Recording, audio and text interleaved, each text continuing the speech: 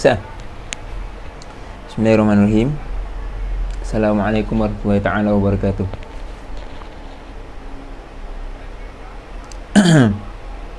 Itulah. Itulah boleh respon sikit Pak.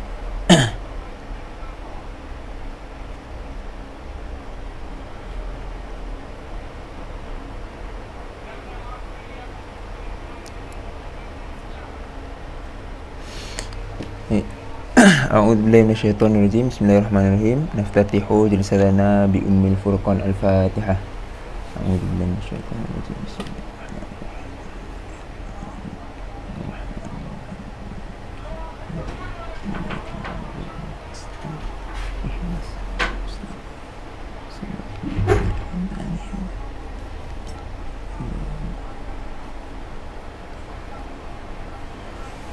Alhamdulillahirabbil alamin wassalatu wassalamu ala asyrafil anbiya'i wal mursalin sayyidina wa maulana Muhammad wa ala alihi wa sahbihi ajma'in. Rabbana shrah lana sudurana wa yassir lana umurana wahlul 'uqdatam min alsinatina yafqahu aqwalana. Rabbi zidna 'ilman nafi'a warzuqna fahman wasi'a. Allahumma amin. Allahumma amin. Amma ba'd. Qala Allah ta'ala أعوذ بالله من الشيطان الرجيم الذين يستمعون القول فيتبعون أحسنه أولئك الذين هداهم الله وأولئك هم أولو الألباب. Yang berusaha mendengar perkataan-perkataan yang sampai kepadanya, lalu memilih dan menurut akan yang sebaik-baiknya dari segi hukum agama. Mereka itulah orang-orang yang diberi hidayah, petunjuk oleh Allah, dan mereka itulah orang-orang yang berakal sempurna. Sadaqallahul Aliyyul Azim. Surah Az-Zumar ayat ke-18. Pertama dan selamanya, mari kita mengucapkan kesyukuran kehadrat Ilahi atas limpah dan kurnia hari ini, malam inilah. Malam ini kita dapat bersama-sama meneruskan tafakuh Al-Wajiz fi Usulil Fiqh karangan Al-Fadil Al-Doktor Wahbah Az-Zuhaili. Sebelum tu yang dihormati Yang Dipertua Ustaz Farhan Azhar, TWDP 1 Ustaz Aiman Syahmi, TWD 2 Roisah Ustazah Syazah Nazwa. Seterusnya barisan pimpinan Ahli Jawatan Kuasa Tadbir Berkesam 2020-2021, para sahabat, sahabiah, ikhwan dan akhwat yang berada di Mesir maupun di luar Mesir. Semoga semuanya berada dalam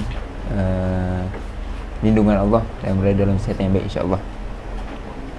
Baik, ala kulli hal, hari ini kita akan sambung pada tajuk yang baru.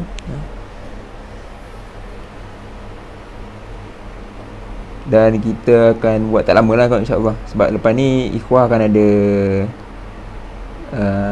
halaqah ilmiah kan. Jadi kita ambil masa sikit lah sebelum kita halaqah ilmiah. Kita penuhkan sikit masa kita dengan buat kitab ni. Berapa minggu? 2 minggu cuti. 2 minggu seminggu cuti. Baik, InsyaAllah hari ni kita sambung tajuk baru, iaitu tajuk yang ke berapa ni? Ad-Dalilus Sadis.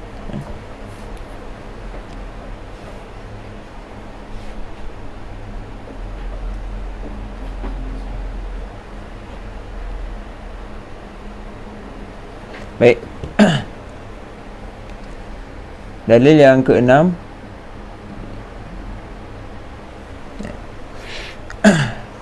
Bismillahirrahmanirrahim. Qala al-musannif rahimahullahu ta'ala wa nafa'na bi ulumihi fid dharain amin. Ad-dalilus sadis al-maslahatul mursalatu. Dalil yang ke-6 iaitu maslahah mursalah. Kita dah masuk pada dalil yang tidak disepakati. Sebelum ni kita masuk istihsan, dan hari ni kita masuk maslahah mursalah, ataupun disebut juga sebagai al-istislah. Al-istislah. Kalau yang kelima tu istihsan kan. Al-istislah. Jadi biasa kita dengar masoleh mursalah, masoleh mursalah. Masoleh tu jamak, jamak kepada maslahah, jamak taksir. Baik, ta'rifuha anwa'ul masalih, hujjiyatuha, syurutul amal biha. Baik, kita masuk yang pertama, ta'rif. Ta'rifuha al-maslahatul mursalatu ay al-manfa'atul mutlaqah. Masalah mursalah tu iaitu manfaah yang mutlak. Dari sudut literal ataupun lugawinya, maslahah tu maksudnya manfaah, apa-apa sifat yang memberikan kebaikan kepada manusia, sama ada dari sudut harta, dari sudut nyawa, dari sudut kehidupan dan sebagainya lah. Apa-apa yang kebaikan disebut sebagai maslahah. Manakala mursalah pula adalah secara literalnya maksudnya mutlaqah. Dalam kitab Siasah Syar'iyah, Syekh Yusuf Qaradawi dia menakalkan al-mursalah tu iaitu ai al-mutlaqah, ai ilgha'u al-muqayyad, atau berlawanan kepada muqayyad lah kan. Mutlak lawannya muqayyad. Jadi maksudnya apa? Mursalah ni maksudnya dia mutlak, dia tidak ada tergantung dengan apa-apa. Kalau muqayyad, dia akan terikat dengan something. Jadi maksudnya masalah tu kena ada satu elemen lain tu baru masalah tu dapat. Kalau ada elemen lain ni baru itu dikira masalah. Itu kalau masalah yang muqayyad. Kalau ni dari sudut lugawi je. Ni baru dari sudut lugawi. Jadi apa yang dimasukkan dengan al-maslahatul mursalah tu, masalah yang mursalah ataupun manfaat yang mutlak. Maksudnya manfaat tu dia tidak terikat dengan apa-apa, dengan ketetapan syarak. Maksudnya dia mutlak tu lawan kepada muqayyad, maksudnya dia tidak beriktiyat dengan mana-mana ketetapan syarak. Sebab tu nanti kita tak tengok tarif ya, disebut wa fi istilah al-usuliyyin. Pada istilah ulama usul fiqh, hiya al-wasful ladzi yulaimu tasarrufat asy-syara' wa maqasidahu, iaitu satu sifat yang memenuhi tasarrufat syarak, ataupun disebut tasarrufat ni tindakan-tindakan ataupun proses-proses syarak, dan juga tujuan-tujuan syarak. Apa-apa yang sesuatu yang diproses, dinilai melalui pandangan syarak, dan juga apa-apa yang dinilai melalui maqasid tujuan-tujuan syarak, maka yang memenuhi tujuan-tujuan tersebut dan proses-proses tersebut adalah suatu sifat yang kita sebutkan sebagai masoleh. Apa beza dia dengan masoleh yang lain? Yang syarak sebutkan ada nas dan tak ada nas. Ada nas. Sambungan dia, walakin lam yashhad lahu dalilun muayyanun min asy-syar'i bil i'tibari awil ilgha'i. Akan tetapi tidak menunjukkan kepadanya suatu dalil yang spesifik, muayyan, dalil spesifik daripada syarak, dengan dalil itu mengiktibarnya ataupun menafikannya. Maksudnya dalam kes ni kita lihat ada masalah, tetapi bila kita cek pada nas Al-Quran dan hadis, tidak ada satu dalil yang terperinci pun ataupun dalil yang spesifik pun yang mengatakan tentang masalah ni. Sama ada dalil tu nak sebut syarak terima masalah ni ataupun syarak tak terima masalah ni. Jadi kita refresh balik, dalam bab qiyas kita dah sebut munasib, al-munasib, al-mursal. Jadi perkataan lain untuk masalah mursalah ni adalah al-munasib al-mursal ataupun al-munasabah al-mursalah. Munasib tu maksudnya masalah lah.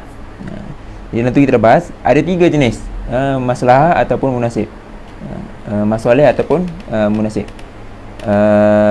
Yang pertama maslahah al-mu'tabarah. Yang kedua al-maslahah al-mulghah. Yang ketiga al-maslahah al-mursalah.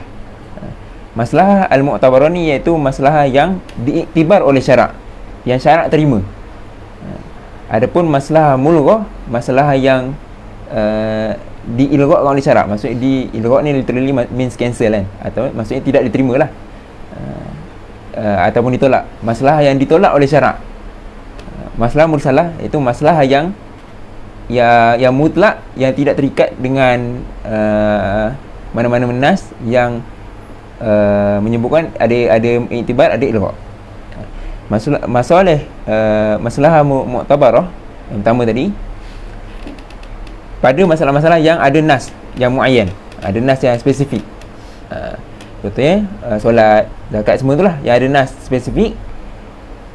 Walaupun pada perkara itu kita kena ataupun perintah atau perkara itu kita kena buat secara ta'budi, maksudnya kena ikutlah, tak perlu tengok pada pro kontra dia, apa hikmah dia kan. Pasti ada masalah di sebaliknya. Itu kalau ibadah lah. Ataupun contoh zakat kan, zakat yang walaupun kita ta'budi, kita boleh nampak hikmah dia, memberikan harta, membantu pada golongan miskin dan sebagainya kan.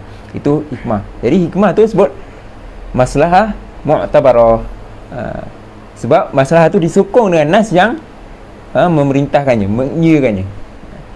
Masalah mulghah yang ditolak oleh syarak, iaitu pada masalah ataupun kes-kes atau perintah-perintah yang syarak larang tapi dilihat ada masalah.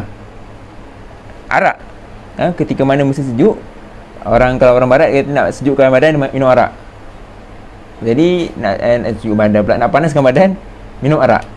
Jadi panaskan badan tu adalah masalah. Tapi syarak melarangnya. Jadi disebut masalah itu adalah masalah yang ditolak oleh syarak. Walaupun ada masalah, tapi nas melarangnya. Itu disebut masalah mulghah. Adapun masalah mursalah, iaitu kes tu ataupun masalah tu tak ada mana-mana ayat ataupun nas Quran, hadis yang menyebutkan tentang masalah tu secara spesifik kan. Kalau nak contoh paling latest kan, situasi kita COVID, macam mana nak vaksin, apa hukum vaksin, apa hukum cucuk vaksin nak untuk dapatkan herd immunity, tak ada nas pun yang menyebutkan kan. Jadi tapi dilihat kepada perintah kerajaan untuk semua manusia vaksin ni, dia ada masalah dia, iaitu untuk mendapatkan herd immunity, untuk selamat daripada COVID dan sebagainya itulah. Tapi tak ada nas yang sebut, tak ada nas yang sebut kata boleh, tak ada nas yang sebut kata tak boleh. Jadi benda tu adalah masalah mursalah. Masalah mursalah maksudnya apa? Mutlak. Itu lawan kepada muqayyad. Dia tidak terikat. Dia tidak ada qaid dengan mana-mana nas yang mengatakan boleh atau tak boleh. Jadi itu sebut kan masalah mursalah. Itu sebut walakin lam yashhad lahu dalilun muayyan min asy-syara' bil i'tibar wa bil ilgha. Wa yahsulu min rabtil hukmi bihi jalba maslahatin aw daf'a mafsadatin 'anil nas. Dan dapat dihasilkan dan berhasil daripada meribat ataupun mengikat atau menjatuhkan hukum dengan masalah mursalah tadi, iaitu dapat menghasilkan maslahah ataupun menolak mafsadah daripada manusia. Jadi bila ada satu masalah, kita berhukum dengan masalah mursalah, yang kita nak akhir itu pasti ada masalah yang kita nak dapatkan ataupun ada mafsadah yang kita nak tolak. Kita sebut contohnya kal maslahatil lati ra'aha sahabatu fi jam'il mashaf. Seperti masalah yang dilihat oleh sahabat, yang sahabat lihat, para sahabat Nabi lah, ketika mana mereka mengumpulkan mashaf Al-Quran. Iaitu terjadi ketika mana? Zaman Abu Bakar.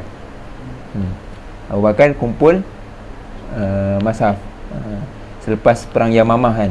Perang Yamamah, Sayyidina Umar usulkan supaya kumpul Mashaf. Apa tu, kumpulkan Al-Quran lah, ditulis jadi satu mashaf, sebab ramai qurra', iaitu orang-orang yang hafal Quran dan juga faham tentang Quran ni syahid dalam perang Yamamah. Jadi untuk menjaga Quran, Sayyidina Umar cadangkan. Tapi bukan sekali lah, banyak kali. Sampai akhirnya Sayyidina Abu Bakar terbuka hati, barulah kumpulkan Quran. Kemudian zaman Sayyidina Uthman barulah yang jadikan satu mashaf. Dan sampai kita hari ini disebut sebagai Resam Uthmani, mashaf Resam Uthmani, sebab di zaman Sayyidina Uthman. Baik. Contoh lain disebut watikhadhi ad-dawawain. Ad-dawawain, iaitu mengambil dawawain ni jamak kepada diwan. Jamak kepada diwan. Diwan ni maksudnya administrative law. Account lah, senang cerita account. Account. Cuma anda tak pasti kalau dalam maksudnya dalam ilmu accounting ni, tak pasti dalam bahasa Arab tu disebut sebagai diwan macam mana. Cuma diwan kat sini memang maksudnya merujuk kepada account lah, tapi cuma lebih sesuai dipanggil administrative law. Ini zaman Sayyidina Umar. Zaman Sayyidina Umar, Islam makin berkembang kan. Sayyidina Umar buka hantar tentera ke negara-negara kan. Seluruh jazirah Arab tu di bawah penguasaan Islam. Satu hari ketika mana ni riwayat tentang ni lah, kalau buka sejarah accounting ataupun sejarah accounting seluruh Islam, dia akan cerita benda ni. Dalam Siasat Syariah pun ada disebut pandangan pada tajuk khilaf pandangan antara Sayyidina Umar dan juga Abu Bakar. Dia ada sebut riwayat ni. Iaitu ketika mana satu hari Sayyidina Abu Hurairah dia balik daripada Bahrain. Dia balik daripada Bahrain bawa harta yang banyak. Lepas dia pergi kat Sayyidina Umar, Sayyidina Umar sebut, disebut, terimalah harta daripada aku ini, iaitu harta daripada Bahrain lah. Kemudian Sayyidina Umar sebut, berapa harta tu? Sayyidina Abu Hurairah balas 500,000. Lepas tu Sayyidina Umar balas balik, kau tahu tak berapa banyak ni? 5,000 tu berapa banyak? Disebut so Sayyidina Abu Hurairah sebut 100,000, 100,000, 100,000, 100,000, 100,000, 5 kali. Lepas tu Sayyidina Umar membalas, kau ni mengantuk ni. Anta na'is sebut. Nak sebutnya kenapa Sayyidina Umar sebut mengantuk tu, sebab harta tu terlalu banyak. Macam banyak sangat lah 500,000 tu. Kemudian besok pagi Sayyidina Abu Hurairah datang balik, bagi balik harta tu kan. Lepas tu barulah Sayyidina Umar terima. Sayyidina Umar sebut, adakah harta ni harta yang suci? Maksudnya harta yang halal lah. Sayyidina Abu Hurairah balas, itulah yang aku tahu. Maksudnya harta tu harta yang halal lah. Kemudian barulah Sayyidina Umar pergi ke public mimbar, tanya, aku ada harta yang banyak, apa yang aku nak buat? Jadi salah seorang daripada kelompok ramai tu disebut, aku pernah nampak orang Ajam, orang selain Arab lah, mencatat untuk kekayaan harta mereka. Jadi dicadangkan lah waktu tu. Lalu Sayyidina Umar terima cadangan tu dan dia buat yang istilah sekarang sebagai diwan. Diwan ni adalah asalnya perkataan Parsi.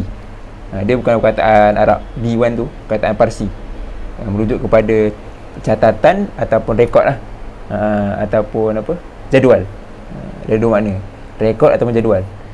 Sebab tu sebut tadi account. Maksudnya waktu tu Sayyidina Umar buat rekod kekayaan negara berapa, setiap ada punya askar, apa nama-nama askar dia, kekayaan tu berapa.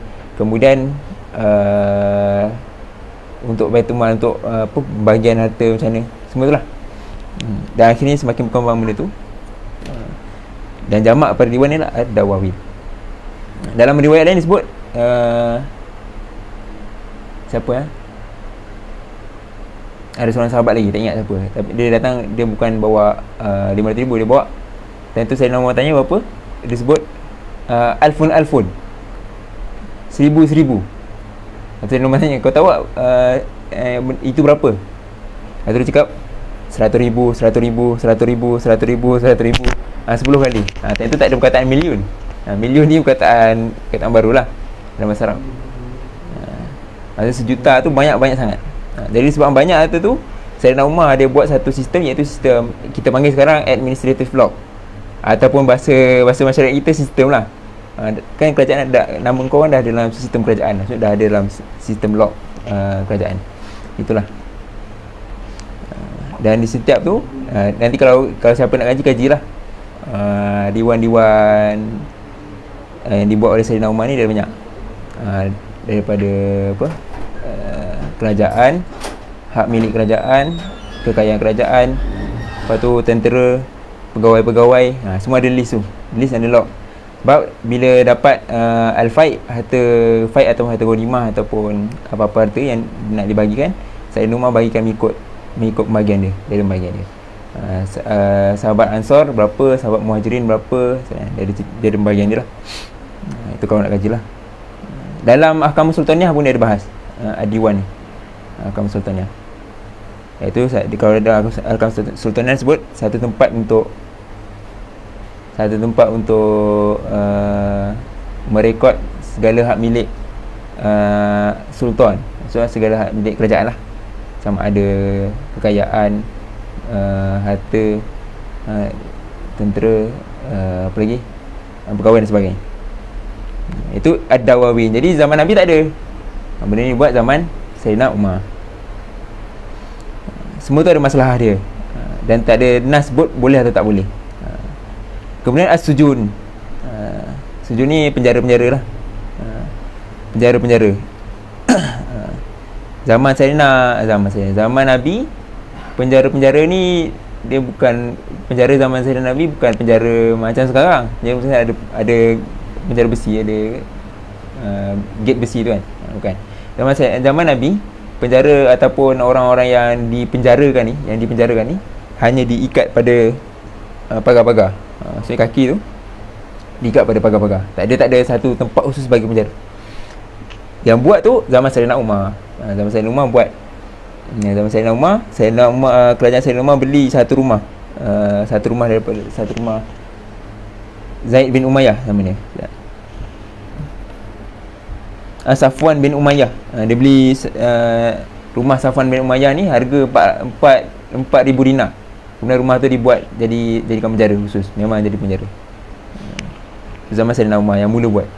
Zaman Nabi tak ada. Ada yang tawanan cuma diikat pada pagar-pagar. Kemudian wasakin nukut, menempa atau mengecop nukut, siling-siling. Maksudnya duit tu dicop, ada tanda-tanda ini adalah kerajaan Sayyidina Umar punya duit. Sebelum ni tak ada nak tempa-tempa duit ni, tak ada nak cop-cop duit ni, nak sekarang kita rasa tak pelik kan, sebab duit semua sekarang ada macam lukisan kan. Tapi sebenarnya sejarahnya mula daripada zaman Sayyidina Umar. Tak ada nas sebut boleh atau tak boleh. Tapi ada masalahnya tu, menandakan duit tu duit daripada kerajaan Sayyidina Umar sebagainya. Dan dalam sini tu disebut bagi contoh dia, wa ibqa'il aradi az-zira'iyati allati futuha biyadi ahliha wa wad'il kharaj 'alaiha, iaitu mengekalkan tanah-tanah pertanian yang dibuka dikekalkan di tangan dengan ahli, tangan pemilik asalnya lah. Zaman Sayyidina Umar, bila buka satu negara baru, kalau Islam ni kita sebut futuh. Kalau biasa kita sebut jajah, bahasa Arab dia apa? Isti'mar kan. Isti'mar ni dia daripada perkataan imarah, mengimarahkan. Jadi kalau ikutkan secara lugawi dia, perkataan istikmar ni sebenarnya tak sesuai untuk kita sebutkan sebagai jajah. Sebab bila contoh barat menjajah negara-negara umat Islam, negara tu hancur, bukan makin apa diimarahkan, dimajukan, hancur. Sebab tu ulama-ulama kalau sebut kajian, antara Syekh apa ni, tafsir Jordan, saya salah saya salah perkataan Al-Faridi sebut kan, perkataan yang lebih tepat sepatutnya adalah istidmar. Bila kita nak merujuk kepada penjajah barat ni, sepatutnya lebih kepada istidmar. Damara ni hancur. Tapi memang bahasa Arab sebab dia dah adat bahasa Arab digunakan istismar. Tapi kalau Islam tak ada masalah nak guna perkataan istimar tu. Tapi biasanya kita sebut Islam, kita guna perkataan futuhat, iaitu Islam membuka kota tu, membebaskan daripada kezaliman dan juga kegelapan. Sebab tu bila Islam masuk, buka satu negara, rampas negara tu daripada Rom, daripada Parsi sebagainya, negara tu menjadi negara yang aman. Sampai satu riwayat sebutkan zaman Sayyidina Umar, ada satu negara yang Islam buka, pembesar negara tu sendiri minta kepada Sayyidina Umar untuk naikkan cukai. Cukai ni cukai yang kena kat dia orang, kena pembesar-besar ni, naikkan cukai. Sebab dia orang nampak bila sistem cukai di bawah pemerintahan Islam ni, yang dapat manfaatnya dia orang sendiri, negara tu sendiri. Jadi cukai dia kutip daripada orang kaya, dia bagi pada orang miskin mereka. Kalau Rom contohnya, dia jajah satu negara tu, dia kutip cukai tu bawa kepada Rom, dia orang tak rasa apa-apa, dia makin jadi miskin.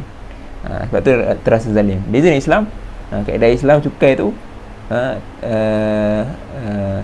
ya'khudhu min aghniyaihim wa turaddu ila fuqaraihim.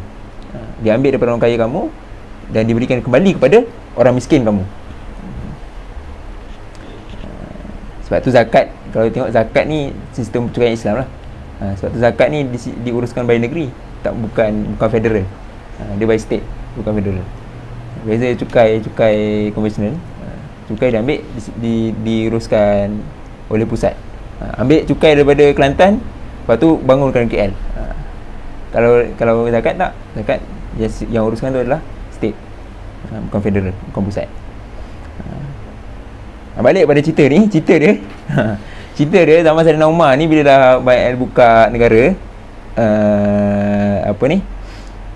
kalau asal sebelum ni tanah-tanah pertanian ni bukan dirampas, diambil jadikan harta faid ataupun harta ghanimah. Harta ghanimah, dan dibagi kepada siapa yang mengikuti perang tu lah. Tapi zaman Sayyidina Umar tak ambil tanah-tanah tanaman ni, tapi dikekalkan kepada pemiliknya. Cuma pemiliknya kena bayar apa? Kena bayar kharaj tu.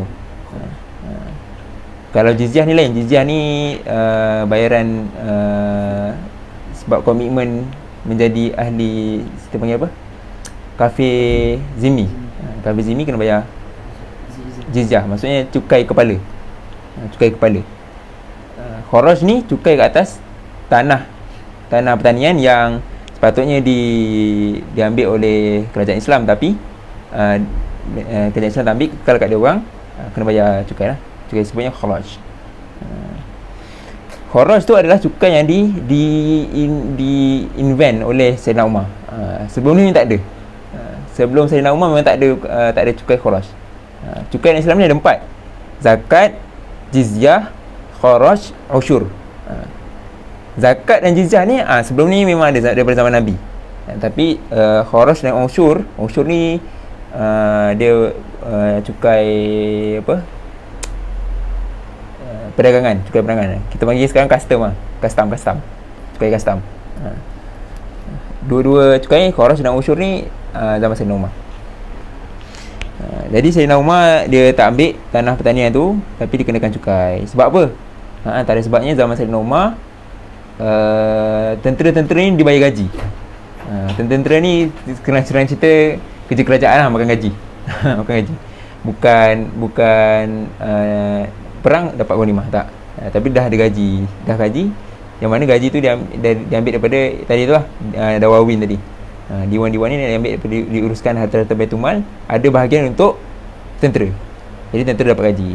Bila dah dapat gaji, so dia macam tak perlu lagi dia ambil harta-harta tanaman ni. Jadi tanaman ni dikekalkan kepada pemilik asalnya, iaitu orang kafir itulah. Tapi dia bayar cukai, dan cukai tu dia ambil antaranya untuk bayar gaji tentera. Jadi ni semua cerita ni sebelum zaman Sayyidina Umar tak ada. Tapi tak ada nas yang mengatakan benda ni tak boleh, tak ada nas yang mengatakan benda ni boleh. Jadi ia dibuat berdasarkan kaedah maslahah mursalah.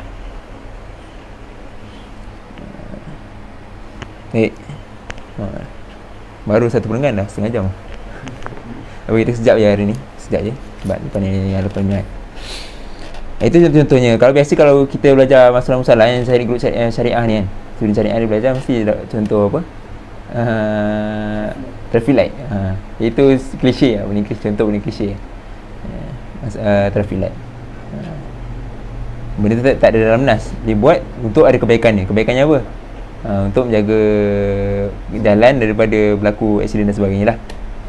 Tak ada masalah. Jadi semua yang tadi ni, semua Sayyidina Umar buat ni dia ada masalah. Tapi tak ada nas yang kata boleh, tak ada nas yang kata tak boleh. Tapi bila kata perintah kerajaan, perintah Amirul Mukminin, Sayyidina Umar ni adalah orang pertama yang dipanggil dengan Amirul Mukminin. Zaman Nabi panggil ya Rasulullah. Zaman Abu Bakar dipanggil Khalifatul Rasulillah. Tak panggil Amirul Mukminin. Zaman Sayyidina Umar baru panggil Amirul Mukminin. Dia ada cerita dia kenapa. Tu nanti cari sendiri. Jadi bila diperintah oleh Amirul Mukminin ataupun kerajaan ni, dia hukumnya, dia ada hukum-hukum dia. Sebab bila kita sebut masalah sebagai dalil, sebagai sumber dalil, maksudnya kita menjadikan dia sumber untuk menjatuhkan satu hukum. Jadi kalau ingat ada bahas benda ni waktu kias, ada benda yang kalau kita tak ikut jadi dosa, sebab dia adalah benda yang telah dijatuhkan, disusun berdasarkan masalah. Tapi ada benda yang tak dosa walaupun dinilai masalah, tapi dia tak cukup syarat untuk menjadikan dia sebagai hukum. Nanti kita akan sentuh bab belakang ni, bab syarat beramal dengan masalah. Cuma nak sebut dulu, kena faham masalah ni bukan nak buat benda yang semata-mata tak ada nas, tapi dia boleh menjatuhkan hukum pada suatu perkara. Bila sebut contoh traffic light, halangkan traffic light dosa tak? Ada situasi-situasi dia yang bergantung pada syarat beramal dengan masalah. Itu nanti kita akan sentuh lepas ni. Cuma nak maksudnya mindset kita bukan sekadar benda tak ada nas, tapi untuk menjatuhkan hukum pada benda yang tak ada nas. Baik. Anwa'ul masalihul mu'tabarah. Jenis-jenis masalah-masalah mu'tabarah yang diterima oleh syarak. Jadi Syekh Wahab Zaili dia start dengan masalah mu'tabarah yang diterima masalah yang diterima oleh nas, diterima oleh syarak, sebab ada nas yang sebut secara muayyan, secara spesifik.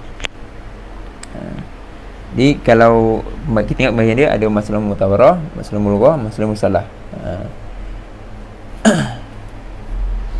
Idza kana al-masalihu asasan li ba'dil ahkam asy-syar'iyyati wa dalla dalilun ala i'tibariha 'ilalan lil ahkami. Jika kita lihat masalah ni sebagai asas kepada sebahagian hukum ahkam syarak, dan dia menunjukkan kepada dalil ataupun dia menjadi dalil kepada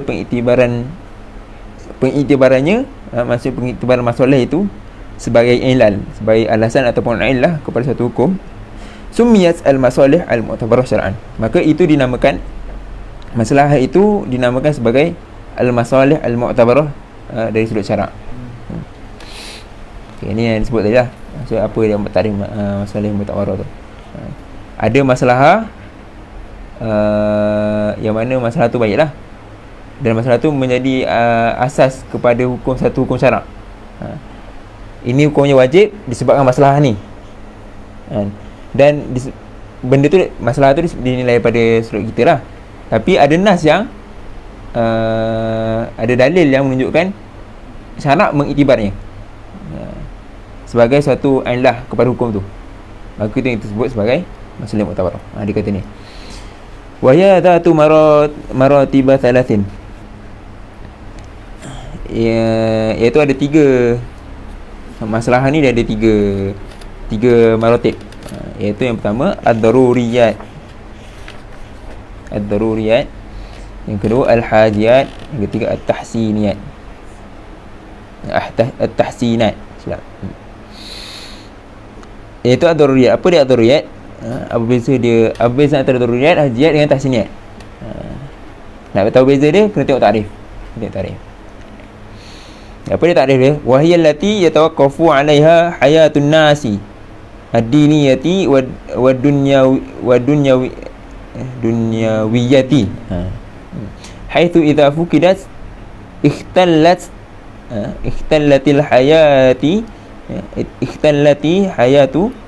fid dunya wa du'an na'im wa halal 'iqab fil akhirah. Apa dia daruriyat? Iaitu sesuatu yang yatawaqqafu 'alaiha hayah, yang berdiri di atasnya kehidupan manusia. Maksudnya kehidupan manusia disebut ad-diniyah wa dunyawiyah, kehidupan manusia dari sudut agama, dari sudut din, dan juga dari sudut dunia, akhirat dan dunia, berdiri di atas perkara tersebut. Maksud perkara tersebut menjadi asas atau tapak ataupun tiang.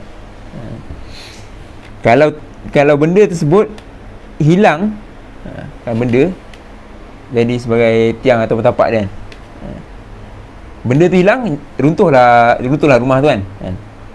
Maksudnya nak bagi daruriyat tu macam tu. Haitsu idza fuqidat, iaitu sekiranya hilangnya daruriyat tu, ikhtalat al-hayah, maka akan cacat ataupun rosaklah kehidupan di dunia.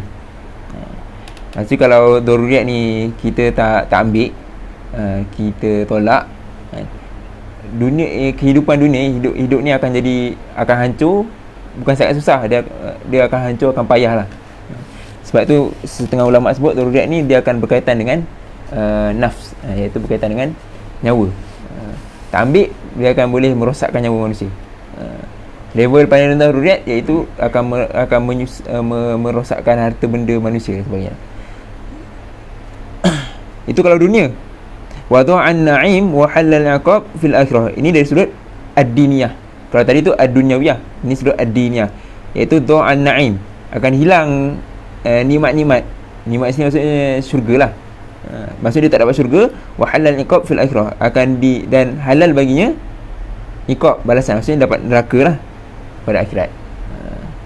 Sebab tu walaupun dunia nampak baik, tapi nas mengharamkannya, jadi dia kena iqab di akhirat. Jadi benda tu dikira sebagai daruriyat sebab nas mengharamkannya secara qat'i, walaupun ada masalah, macam minum arak tadi. Okey, saya dah faham tak faham boleh tanyalah. Baik. Jadi kemudian dia bagi contoh misla hifzil maqasidil khamsi al-kulliyati ad-daruriyati. Jadi dalam perbahasan daruriyat ni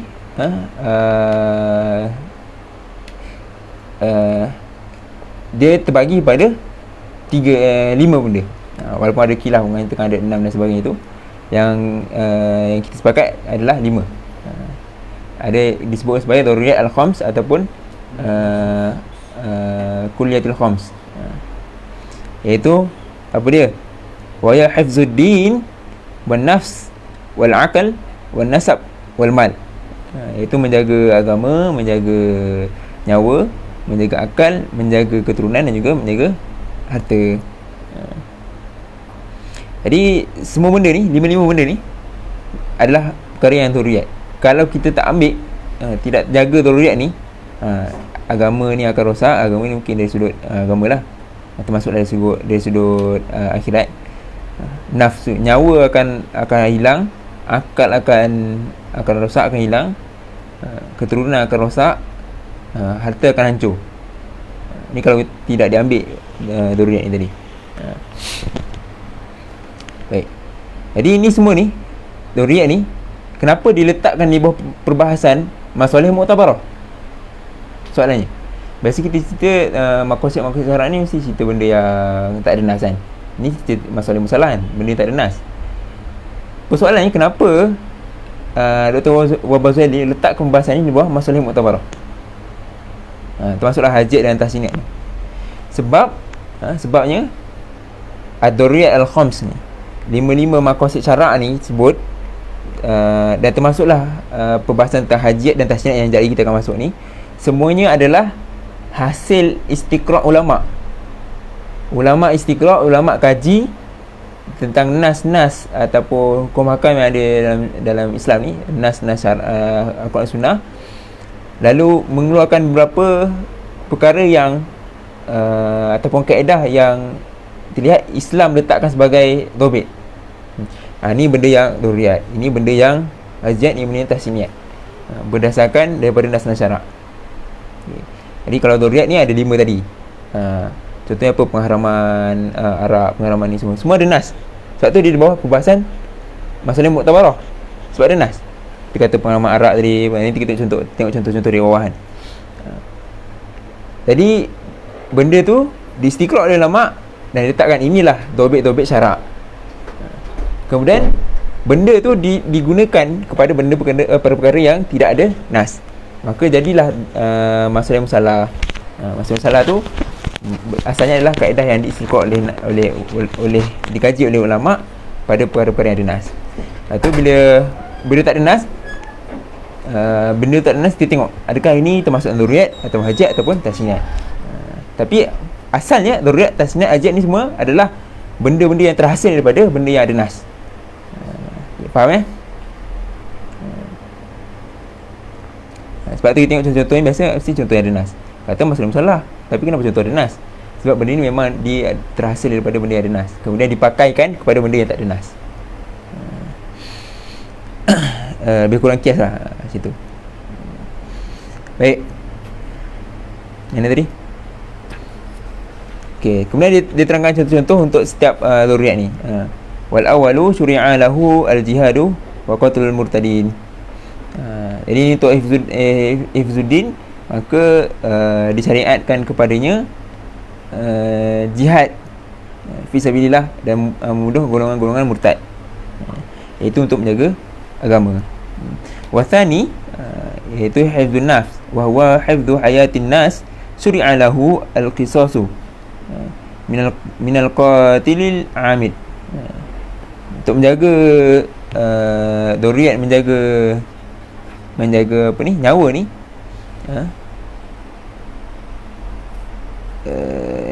hifzu hayatin nas, menjaga kehidupan manusia, disyariatkan kepadanya qisas, siapa yang membunuh secara sengaja. Sebab tu dalam ayat Quran sebut apa, walakum fil qisas hayat. Macam ayat dia, walakum fil qisasi hayatun li ulil albab kan. Di sebalik kisah tu sebenarnya ada kehidupan. Boleh jadi kalau contoh orang tu pembunuh bersiri kan, tapi tak ada kisah, tak dibunuh, sekadar didenda atau disebab kan, lepas tu dia boleh bunuh lagi kan. Itu antara hikmah je lah. Jadi benda hikmah tu adalah sebut maslahah, yang kita sebut maslahah. Sebab nas menyuruh benda tu ada maslahah, dan masalah tu bila nas sebut jadi masalah muktabarah.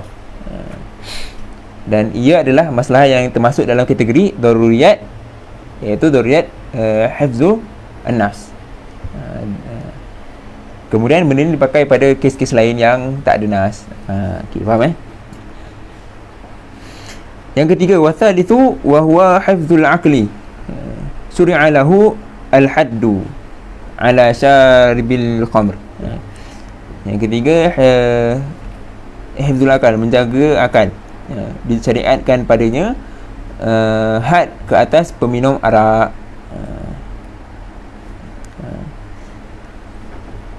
Dan keempat, warabi'u wa huwa hifzun nasab syuri'a lahu haddu zina wa haddul qazaf. Yang keempat iaitu menjaga nasab, menjaga keturunan, disyariatkan padanya had zina dan juga had qazaf. Wal akhir syuri'a lahu tahrimus sariqati wa qat'u yadi sariq. yang disari. Dan akhir sekali iaitu hifzul mal, menjaga harta. Disyariatkan padanya mengharaman mencuri dan juga memotong tangan pencuri. Jadi ini semua perintah-perintah yang ada nas, dan bila ada nas ada masalah, dan masalah itu disebut sebagai masalah muktabarah sebab syariat mengiktibarnya, sebab ada nas. Ada nas yang spesifik. Lalu benda ni dijadikan taubit, yang disebut sebagai daruriyat al-khams. Dan daruriyat al-khams ni dipakai pada perkara-perkara yang tak nas.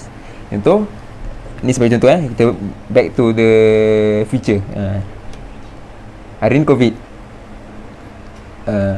Jadi COVID ni nak biarkan manusia apa?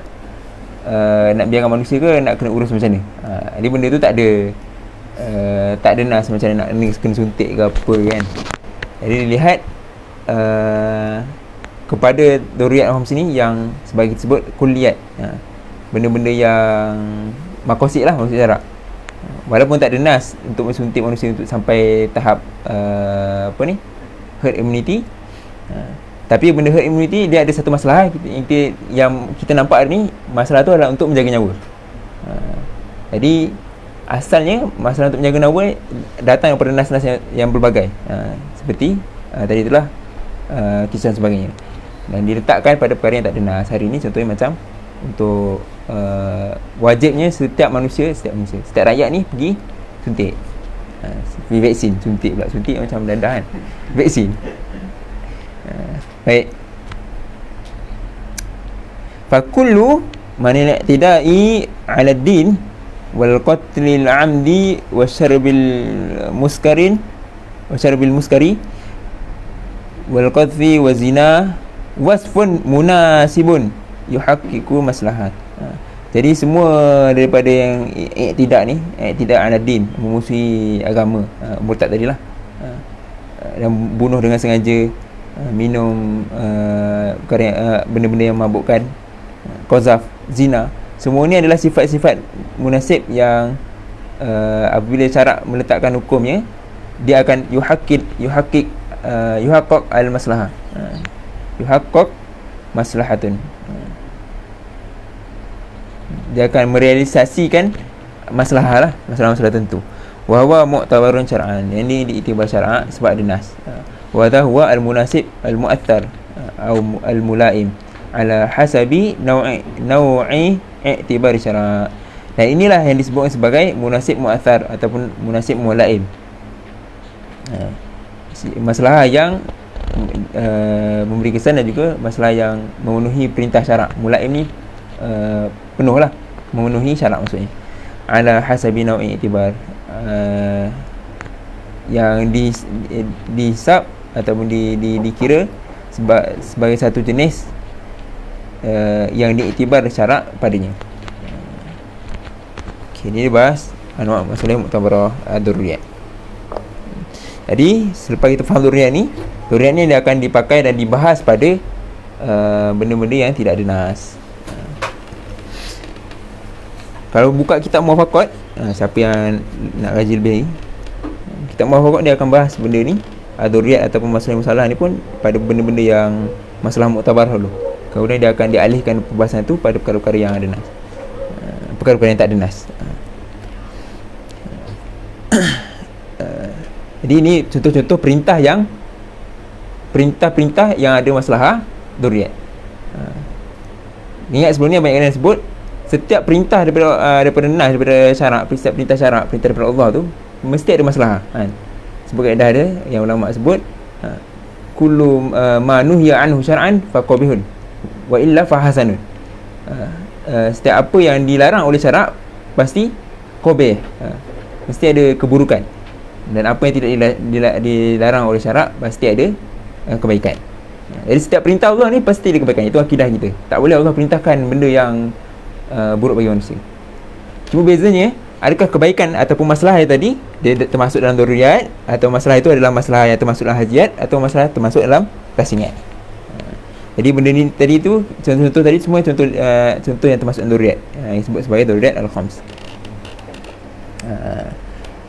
Ni yang disebut awal tu, contoh perintah syarak wajib Tapi wajib itu dia bukan kerana masalah dzurriyyat, tapi kerana masalah tahsiniat. Contoh dia apa?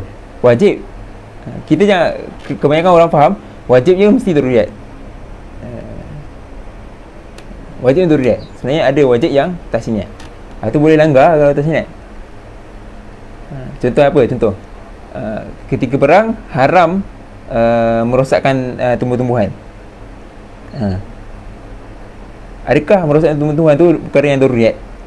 Tidak, ulama letakkan ni dalam Al-Muwafaqat disebutkan dia adalah wajib yang termasuk dalam tahsiniat. Sebab itu adalah berkaitan dengan akhlak. Tahsiniat ni dia tidak merosakkan apa-apa dzurriyyat tu, dan dia bukan hajiat yang akan menyusahkan hidup manusia. Dia cuma bab akhlak. Perang ni jangan sampai orang luar nampak, oh selama perang ni mesti merosakkan tumbuh-tumbuhan. Tak, dia akhlak. Sebab itu termasuk wajib yang tahsiniat. Itu dari sudut ad-dunyawiyah. Yang kita ingat tadi, dia ada dua sudut, iaitu ad-dunyawiyah dan juga diniyah. Tapi bila dah wajib, dari sudut diniyahnya tetap kalau kita tak tak ikut, berdosa. Berdosa maksudnya kena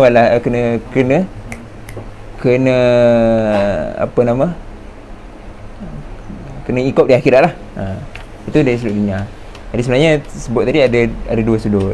Walaupun dia wajib, dari sudut dzurriyyat dia adalah dari sudut dunia, tapi dunyawiyahnya, contoh yang tak boleh rosakkan tanaman tu, itu adalah dari sudut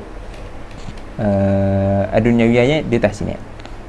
Nanti kalau siapa pun ni nanti let lo ambil yang basic dulu. Basic dia ada dzurriyyat, ada hajat, ada tahsiniat. Baik. Berapa lah? Oh, 9 lah. Habiskan sikit lah. Al-hajiyat wa ya allati yahtajun nas ilaiha li raf'il haraji anhum faqat. Apa dia hajat? Iaitu perkara yang manusia perlukan kepadanya untuk mengangkat kesusahan daripada mereka, daripada manusia lah, sahaja, untuk mengelakkan kesusahan je. Haitsu idza fukidat waqa'an nas fi dhaiqi wal haraji duna an takhtallal hayah. Iaitu ketika mana hilangnya hajiat itu, fukidat hajat, manusia waqa'an nas akan manusia akan berada dalam keadaan kesempitan, fiddaik, sempit, dan juga haraj, kesusahan, kepayahan, tanpa ada merosakkan ataupun memusnahkan memusnahkan kehidupan, memusnahkan nyawa lah, kehidupan. Dia cuma jadi sempit dan susah je. Dia tak ada sampai akan nyawa tu akan terancam. Kalau tu kalau nafs lah. Kalau mal tadi yang dia tak ada sampai harta semua akan hancur, tak ada. Dia cuma akan, harta tu mungkin akan jadi sempit dan sebagainya. Itu contoh. Itu hajiat lah. Itu beza tadi hajiat dengan dzurriyyat. Dzurriyyat akan hancur, hajiat ni dia akan susahkan. Jadi tujuan dzurriyyat untuk mengelakkan kehancuran, hajiatnya adalah untuk mengangkat raf'il haraj. Pembahasan tentang raf'il haraj ni mesti dia adalah pembahasan pada hajiat. Jadi waqad syara'a laha asy-syara' anwa'ul muamalat min bai'in wa syara'in wa ijarin. Jadi syarak telah mensyaratkan untuknya pada perkara hajiat ni lah. Tu kembali pada al-hajiyat. Anwa'ul muamalat, pelbagai jenis-jenis muamalat, daripada bai', jual beli, daripada bai' wa syarat, jual dan beli, dan ijar, iaitu apa, sewaan, sewa atau upah lah. Wa anwa'il rukhas min qasri salah wa jam'iha lil musafirin, dan juga pelbagai perkara-perkara rukhsah. Rukhas ni jamak jamak kepada rukhsah. Daripada contohnya dari sudut qasar solat, dan juga yang jamakkan solat pada orang-orang yang musafir. Wa ibahatil fitr,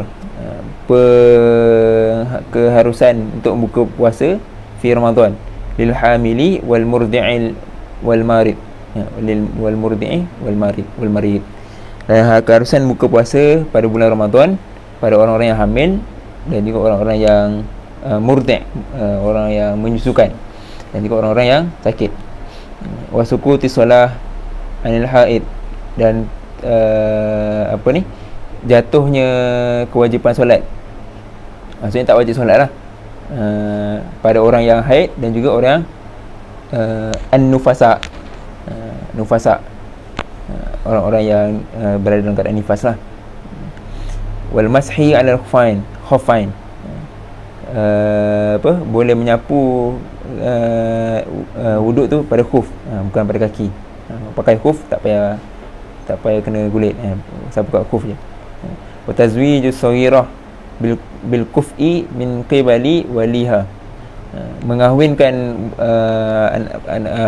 budak perempuan yang kecil bil kuf'i min qibali waliha, dengan kufu, sekufu lah, dengan yang sekufu, dengan persetujuan walinya. Wa dzakulha awsafun munasibatun lil ahkami al muqarrarah laha.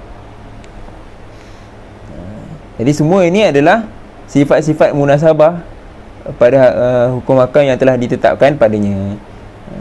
Jadi disebut contoh-contoh tadi kan, bolehnya jual beli, sewa, kemudian bolehnya kuasa solat, jamak solat, bolehnya buka puasa, bolehnya tinggalkan solat orang-orang yang haid nifas ni. Ada setengah yang wajib, ada setengah bukan wajib. Contoh sukut solat alal haid ni wajib, wajib. Qasrul solat, qasar jamak solat ni hukumnya sunat, tak wajib. Jual beli, ijar semua tu hukumnya harus. Tapi semua ni, di sebalik semua perintah ni ada maslahah, yang mana maslahah tu dia tidak sampai kategori daruriyat, tapi hanya kategori hajiat. Contoh, kalau tak boleh bermacam-macam jual beli sewa, hanya satu style je, jual beli akan jadi sempit, kerana tak akan sampai merosakkan nyawa manusia, merosakkan harta manusia. Kalau solat tadi, dia tidak akan sampai efek nyawa kan, dia cuma susah je. Dalam musafir pun dah susah, solat kena full lagi, dia akan menyusahkan. Tapi dia tidak akan efek kepada nyawa, merosakkan nyawa. Jadi itu sebab walaupun sunat, dia termasuklah hajiat. Sebab sukut solat pun tadi, kalau solat dalam keadaan haid, dia akan jadi macam-macam masalah lah. Tak tahulah perempuan ni masalah apa time haid kan, dia akan jadi masalah. Semua tu akan menyusahkan hidup dan menyempit hidup. Dia tak sampai akan mengefekkan nyawa, mengefek agama, efek nasab, keturunan, efek merosakkan harta. Semua tu akan hanya efek masalahnya. Kalau tak buat, dia akan dhaikun nas wal haraju hayatin nas. Jadi semua contoh dia adalah untuk raf'ul haraj. Jadi bila raf'ul haraj, kita masuk masalah yang dalam hajiat, bukan duriyat. Tapi disebabkan perkara ni ada nas, maka masalah itu adalah mu'tabarah. Jadi dia masalah al-hajiat al-mu'tabarah. Okey, faham sebab ada nas. Tapi kalau tak ada nas, jadi masalah. Jadi bagi yang masalah musalah pun ada tiga. Dia akan dipakai benda ni kepada yang masalah musalah, tapi gunakanlah pada kes yang tak ada nas. Ini semua untuk contoh ada nas. Dia sebut contoh ada nas ni untuk menunjukkan ni lah ulama analisis, ulama kaji. Kemudian yang ketiga, tahsiniyat. Apa dia? Wahya al-masalihu lati yaqsudu biha al-akhdhu bi mahasinil adat wa makarimil akhlaq. Iaitu masalah ataupun kebaikan-kebaikan yang dimaksudkan dengan masalah-masalah ni tadi untuk mendapatkan kebaikan-kebaikan adat, untuk dari sudut adat nampak baik, wa makarimil akhlak, dan juga untuk mendapatkan kemuliaan akhlak.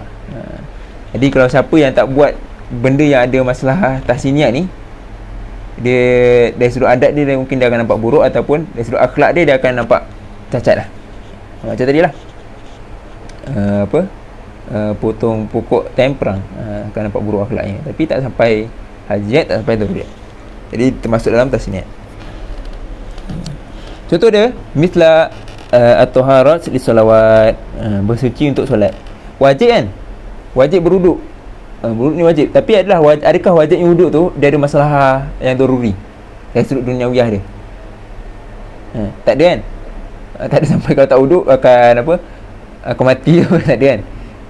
Adakah menyusahkan kalau tak wuduk pergi solat? Susah.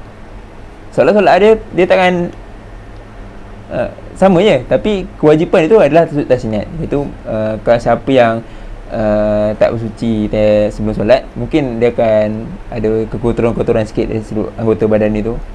Jadi itu adalah tahsiniat, itu untuk makarimul akhlak. Wa tazayyanu bil libasi wat tayyib, berhias-hias dengan pakaian dan juga minyak wangi. Ni sunat, tapi sunatnya itu adalah sunat ada masalah dia, itu masalahnya adalah masalah sudut tahsiniat. Wa tahrimu khaba'ithil mat'umat wal amru birrifqi wal ihsan, pengharaman makan makanan yang yang dah basi, yang tak elok, atau makan makanan yang tak elok lah. Wal amru birrifqi wal ihsan, perintah untuk lemah lembut dan juga ihsan dengan orang lain. Wasiyanatul mar'ati an mubasharati aqdi zawajiha wa tazwijil wali laha, iaitu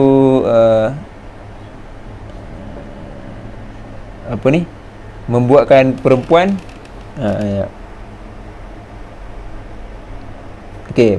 membolehkan perempuan untuk berakad kahwin hanya dengan dia seorang, tanpa ada tanpa ada walinya. An mubasharati aqdi zawajiha wa tazwij wali laha, wali dan juga wali mengahwinkannya pun dari sudut tu. Wahya aidan awsafun munasibatun li ahkamiha wal masyru'ah ahkamiha al masyru'ah, dan ini juga adalah sifat-sifat munasabah kepada hukum hakam yang telah disyariatkan kepada semua perkara tadilah. Amal masalih allati tara'at ba'da inqita'il wahyi wa lam yashra' asy-syari' laha ahkaman muayyanatan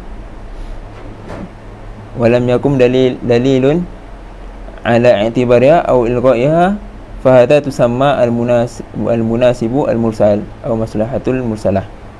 Okey, jadi kata semua tadi tu adalah sifat munasabah kepada hukum yang disyariatkan. Jadi dia termasuk dalam masalah mu'tabarah, sebab ada nas. Adapun masalah allati tur'as ba'da inqita'il wahyi, yang terkeluar, yang kita dapati selepas terputusnya wahyu, maksudnya pada perkara yang tak ada wahyu. Walam yasra' asy-syari', dan syari' ni Allah atau syariat tidak mensyaratkan sesuatu hukum pun padanya secara muayyan, secara spesifik. Walam yakum dalilun ala i'tibarah, dan tidak ada dalil pun yang mengiktibarnya, menerimanya ataupun mengilghaqkannya, menolaknya. Maka ini dinamakan al-munasib al-mursal, ataupun disebut sebagai maslahatu al-mursalatu, masalah mursal. Pada benda ni tadi yang masalah-masalah yang dilihat pada perkara yang tidak ada nas yang muayyan. Contoh dia ka istirati itsbati ziwaji biwathiqatin rasmiyatin, seperti mensyaratkan untuk isbat zawaj, untuk mengkonfirmkan perkahwinan dengan sijil rasmi. Maksudnya persyariatan wajib siapa yang kahwin ni kena ada sijil rasmi. Dalam zaman Rasulullah tak ada, zaman Rasulullah tak ada. Jadi benda ni benda tak ada nas, tak ada nas kata boleh, tak ada nas kata tak boleh. Tapi diwajibkan kepada setiap orang yang nak kahwin kena ada wasiqah. Kena ada something yang menjadi bukti dalam kahwin, ada kerana maslahah, supaya orang tak boleh tuduh, supaya tak boleh fitnah ni belum kahwin ke apa, zina ke apa kan. Jadi itu adalah maslahah tapi tak ada nas. Jadi disebutkan masalah itu adalah masalah musalah. Jadi apa hukum kalau kahwin tapi tak buat sijil tu, sedangkan dah jadi undang-undang nak kahwin kena buat isbat jawab. Apa hukum ni?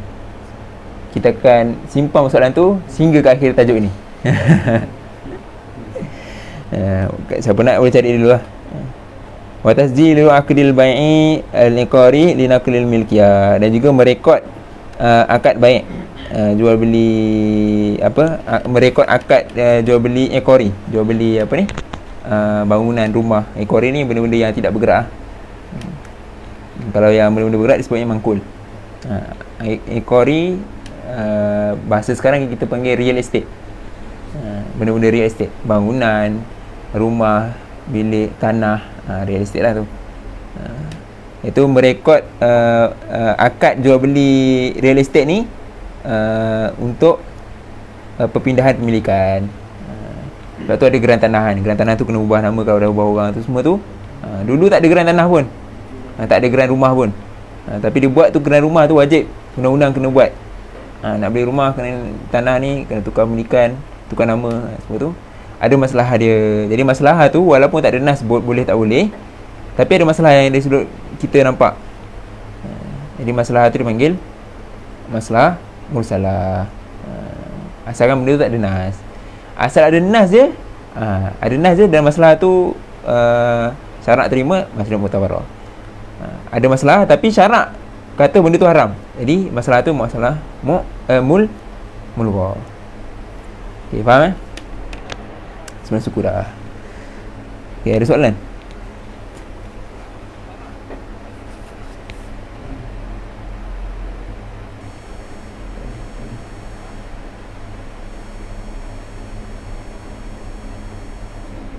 Okay. InsyaAllah kalau ada apa-apa permasalahan ke, ataupun ada kesalahan kalau nak tegur, ataupun soalan tak nak bincang apa-apa lah, boleh PM, jangan segan, jangan silu. Kita bersedia bincang sama-sama insyaAllah.